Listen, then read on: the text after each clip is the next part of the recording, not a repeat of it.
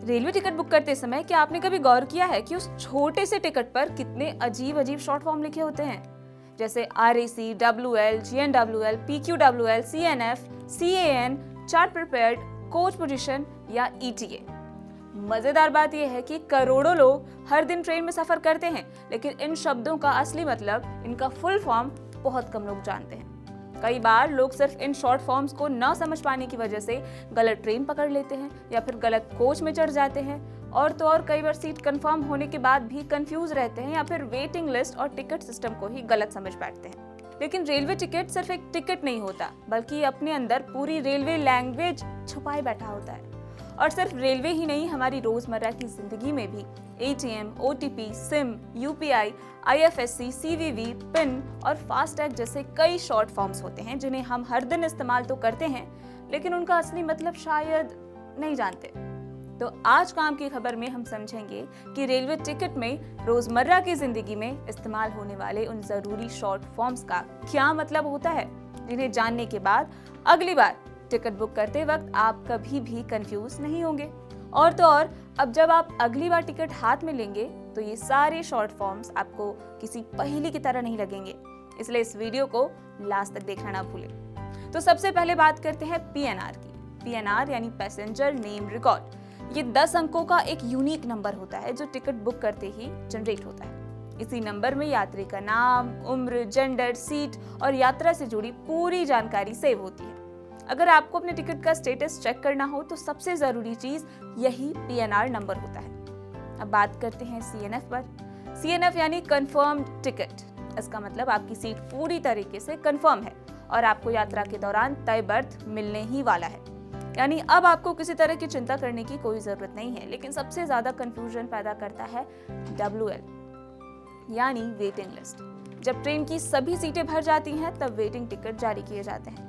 इसमें भी कई प्रकार होते हैं। सबसे पहला है GNWL यानी जनरल वेटिंग लिस्ट। ये सबसे आम वेटिंग टिकट होता है और इसके कंफर्म होने की संभावना सबसे ज्यादा रहती है। अगर कोई कंफर्म टिकट कैंसिल करता है तो GNWL वालों को सीट मिलने लगती है। फिर आता है RAC यानी reservation against cancellation. RAC ticket का मतलब है कि आपको ट्रेन में यात्रा करने की अनुमति तो मिल गई है, लेकिन पूरी बर्थ अभी कंफर्म नहीं हुई है। आमतौर पर RAC यात्रियों को आधी सीट शेयर करनी पड़ती है। हालांकि चार्ट बनने तक कई RAC टिकट कंफर्म भी हो सकते हैं। अब बात करते हैं तत्काल सिस्टम की। TQ यानी तत्काल कोटा। ये उन यात्रियों के लिए होता है जिन्हें अचानक यात्रा करनी पड़ जाए। ट्रेन चलने से एक दिन पहले तत्काल टिकट बुक किए जाते हैं। अगर तत्काल टिकट भी वेटिंग में चला जाए तो उसे TQWL या CKWL कहा जाता है, यानी तत्काल वेटिंग लिस्ट। ऐसे टिकट्स के कंफर्म होने की पॉसिबिलिटी सामान्य टिकट से काफी कम मानी जाती है। रेलवे में कुछ विशेष कोटे भी होते हैं, जैसे SS यानी सीनियर सिटीजन कोटा। इसके तहत वरिष्ठ नागरिकों को लोअर बर्थ देने की कोशिश की जाती है। DF यानी डिफेंस कोटा। भारतीय सेना, नौसेना और वायुसेना के जवानों के लिए ये होता है। FT यानी फॉरेन टूरिस्ट कोटा। विदेशी पर्यटकों के लिए बनाया गया ये विशेष कोटा है। अब आते हैं सबसे ज्यादा कंफ्यूजिंग वेटिंग लिस्ट पर। RLWL यानी रिमोट लोकेशन वेटिंग लिस्ट। ये टिकट उन दूर दराज स्टेशनों के लिए जारी किए जाते हैं जहां सीटों का अलग कोटा होता है। इनके कंफर्म होने की संभावना काफी कम होती है। RQWL यानी रिक्वेस्ट वेटिंग लिस्ट। जब कोई टिकट दो छोटे स्टेशन के बीच बुक किया जाता है और वो सामान्य कोटे में नहीं आता, तब ये टिकट RQWL में चला जाता है। RSWL यानी road side station waiting list. इसी तरीके का एक सिस्टम है जिसमें रास्ते के स्टेशन के टिकट शामिल होते हैं। और आखिर में आता है PQ और PQWL। PQ यानी पूल्ड कोटा। ये कुछ छोटे स्टेशन के बीच साझा सीटों का कोटा होता है। अगर इस कोटे की सीटें भर जाएं, तो टिकट PQWL यानी पूल्ड कोटा वेटिंग लिस्ट में चला जाता है। यानी अगली बार जब आप रेलवे टिकट देखें तो उसे सिर्फ टिकट ना समझें, उस पर लिखे हर शॉर्ट फॉर्म के पीछे भारतीय रेलवे का पूरा मैनेजमेंट सिस्टम काम करता है। क्योंकि कभी कभी सिर्फ एक छोटा सा कोड ये तय करता है कि आपकी यात्रा आरामदायक होगी या फिर स्टेशन पर भागदौड़ वाली। लेकिन कहानी सिर्फ WL और RAC तक खत्म नहीं होती। असली कंफ्यूजन तो तब शुरू होता है जब टिकट पर AC, 1A, 2A, 3A, SL, CC, LB और UB जैसे दर्जनों कोड्स दिखाई देते हैं। कई लोग तो टिकट हाथ में लेकर यही समझ नहीं पाते कि आखिर उनकी सीट है कहाँ, ऊपर, नीचे या साइड में। तो सबसे पहले समझते हैं कि ट्रेन की क्लास यानी कोच कैटेगरी के बारे में। तो सबसे पहले बात करते हैं एसी की। अगर टिकट पर एसी लिखा है तो इसका मतलब है वातानुकूलित यानी एयर कंडीशनड कोच। इसके अंदर भी कई प्रकार होते हैं। 1A यानी फर्स्ट एसी रेलवे की सबसे प्रीमियम क्लास मानी जाती है, जहां आपको ज्यादा प्राइवेसी और आराम मिलता है।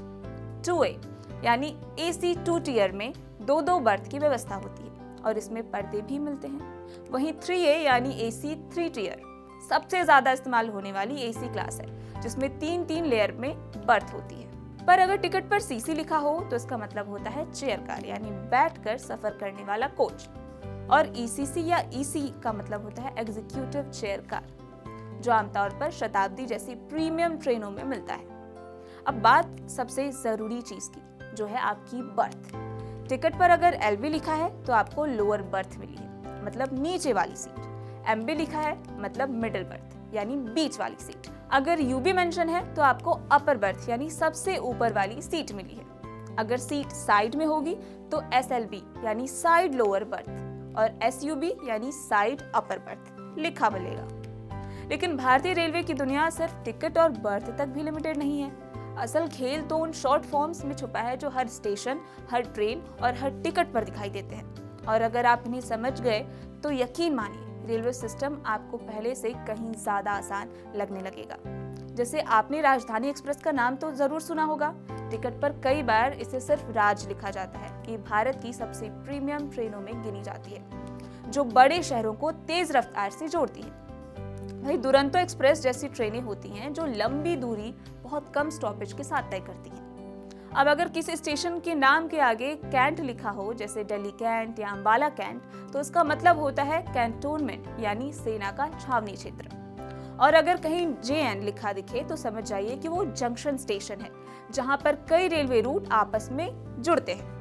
टिकट पर पीएफ या P/F लिखा हो, इसका मतलब है प्लेटफॉर्म नंबर।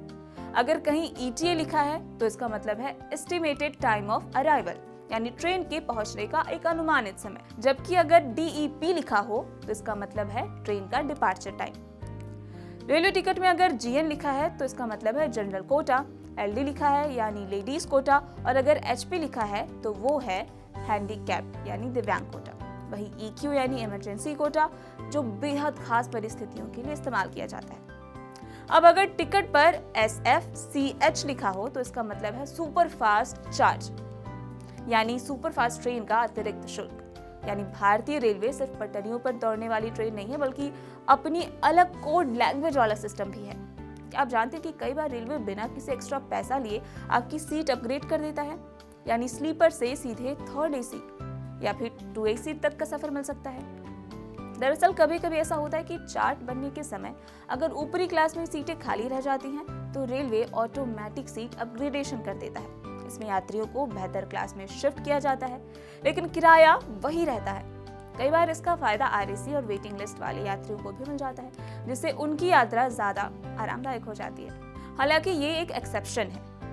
तो फिलहाल अगर अगली बार टिकट पर ये छोटे छोटे कोड्स आपको दिखें तो देखकर घबराइए मत, क्योंकि भारतीय रेलवे की इस कोड लैंग्वेज को समझना अब स्मार्ट ट्रैवलर की असली पहचान है। कैसी लगी आपको ये खबर? ये खबर लिखी थी मेरे साथी वात्सल्य सारथी कसौधन ने आपके लिए, और मैं हूँ आपके साथ उजाला गुप्ता।